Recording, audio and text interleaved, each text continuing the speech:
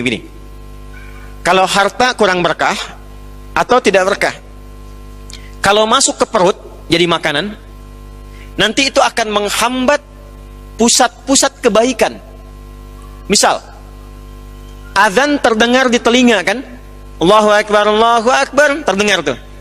Tapi kalau ada hal yang haram masuk, entah itu dari pencurian, korupsi, sogok menyogok atau riba, masuk ke dalam mulut diolah, nanti akan menutup bagian fungsi pendengaran kebaikannya. Dia dengar, tapi nggak bisa merespon. Itu yang dimaksud di Quran surah 6 ayat 25, wa fi adhanihim waqra, di telinganya ada sumbatan. Jadi kalau Anda mendengar adzan tapi tidak peduli, padahal Anda mengatakan beriman, coba dicek baru berbuat maksiat apa sampai telinganya tertutup mendengar kebaikan. Anda pulang dari kantor lewat pusdai, yang ke masjid banyak, waktu sholat sudah tiba, Anda yang lewat situ tapi kok bisa nggak tertarik untuk sholat? Tanyakan, baru berbuat maksiat apa sampai matanya nggak peka pada kebaikan.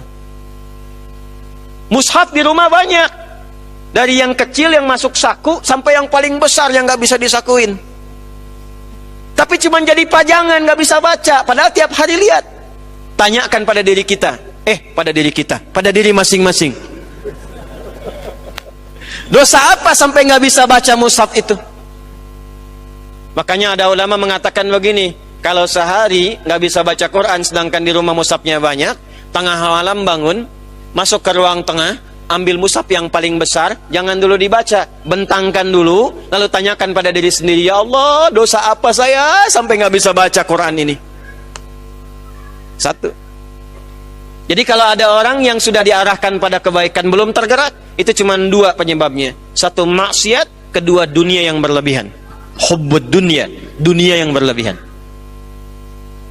Yang kedua, kalau sudah masuk ke perut harta yang tidak halal itu, maka nanti akan menghijab kolbu, sehingga apa yang dimohonkan kepada Allah berupa kebaikan terkadang tidak langsung sampai ke dalam kolbunya. Contoh begini, ini gambarkan aja ya. Biasanya saya kalau ada ta'lim tuh suka disimpan gelas isinya air di depan tuh. Ini contoh ya. Contoh aja, contoh. Apa saya gambar aja gitu ya? Oh. Ini lebih mudahnya gini. Biasanya sih gelas, isinya air. Cuma ini gambarkan aja gini, bayangkan. Halo? Mana panitia gelas? Ini gini. Alhamdulillah, zakallah khair. Alhamdulillah. Nah, nggak apa-apa mau isinya air bening, kopi, susu, nggak ada masalah. Ya tanpa isi ya tawakal aja nasib. Nggak, memang saya meminta untuk yang tidak ada isinya. Lihat sini. Ini apa? Halo, ini apa? Baik, ada isinya. Tuh, tidak ada isinya ya. Diam, iya diam. Lihat dulu. Kalau tidak ada isi, artinya mudah untuk diisi. Minta kopi, isi kopi. Airnya mana? Diairin. Minta susu, kasih susu. Minta air putih, kasih. Air bening, kasih. Apapun yang diminta masuk karena kosong. Spidol masuk. Apapun masuk. Tapi kalau begini, nih, tutup nih. Minta kopi, masuk gak? Tidak, karena tertutup. Semakin keras penutupnya, ini kertas nih. Tapi kalau ditutup misalnya pakai benda yang lebih keras, ini kalau kita masukkan air, jadi lebih halus, terbuka ada lubangnya, masuk airnya. Masih tipis sekatnya. Tapi kalau sekat penutupnya keras, dimasukkan apapun susah. Nah, sifat doa itu kalau dimintakan, itu sifat dasarnya dikabulkan. Dalilnya Al-Baqarah ayat 186.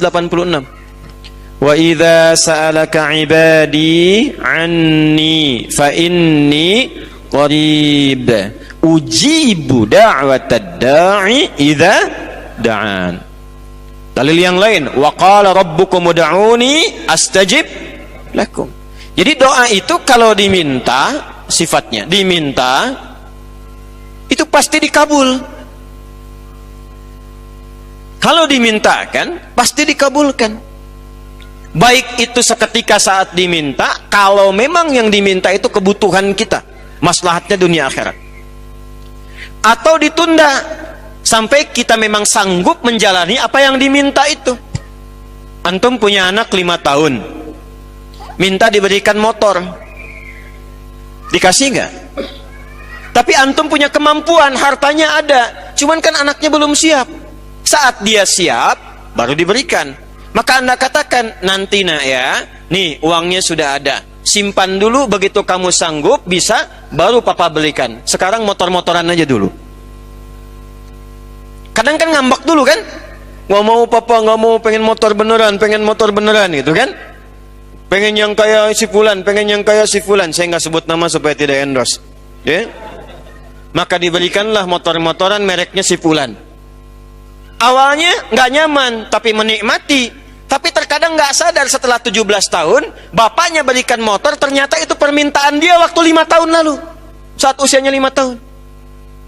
Tapi dia nggak sadar bahwa itu permintaan dia yang dulu. Kadang-kadang doa itu begitu. Anda minta sekarang, tapi Allah lihat Anda belum siap. Ya Allah, anugerahkan aku motor, ya Allah, aku sudah berusaha. Sepeda dulu aja. Kalau nanti kamu dikasih motor, kamu riak. Muncul sifat riya yang belum dilatih itu.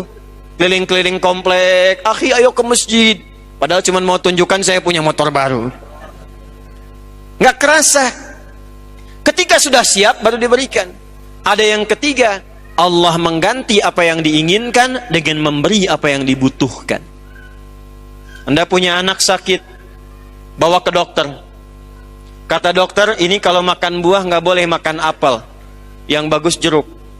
Pulang dari rumah sakit, anak Anda minta, lihat tukang buah, mama mau apel, mama mau apel. Ini aja nak, jeruk. Nggak mau apel, nggak mau apel. Ini aja deh, jeruk rasa apel. Kasih. Diberikan yang lebih baik, yang sesuai dengan kebutuhan. Doa pengen ke ITB, lulusnya ujian di Unpad. Doa pengen ke Unpad, lulus ujiannya misalnya di UI. Doa pengen ke UI, lulusnya di IAIN. Bisa terjadi. Kita tidak tahu apa yang terjadi di masa depan. Saya dulu pengen satu kampus yang A, karena saya pernah ikut daurah di dalamnya sebelum lulus di pesantren. Pengennya ke Madinah, lulusnya ke Libya. Tapi ternyata di Libya itu mazhabnya mazhab Imam Malik, imam pertama, imam Darul Hijrah yang memang berlaku di Madinah. Setelah itu jalan ke Mesir, mazhabnya Syafi'i. Belajar tafsir dari Syekh Muhammad Sayyid Tantawi. Dari situ berangkat kemudian ke Mekah. Tugas haji, tenaga musiman, mampir ke Ummul Qura, belajar, mampir ke Madinah, dapat Hambali. Pulang lagi ketemu yang Asia Selatan, Pakistan, India, Bangladesh, IPB, India, Pakistan, Bangladesh. Ya. Cina, mazhabnya Hanafi.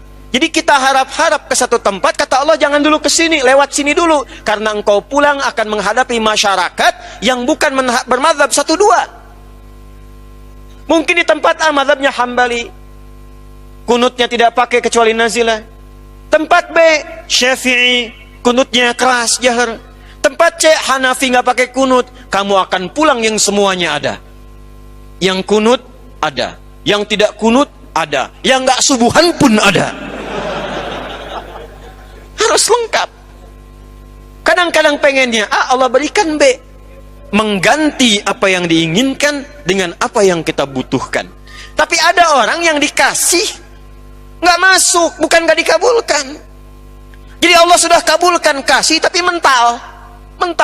Kenapa? Karena cawan hatinya tertutup begini.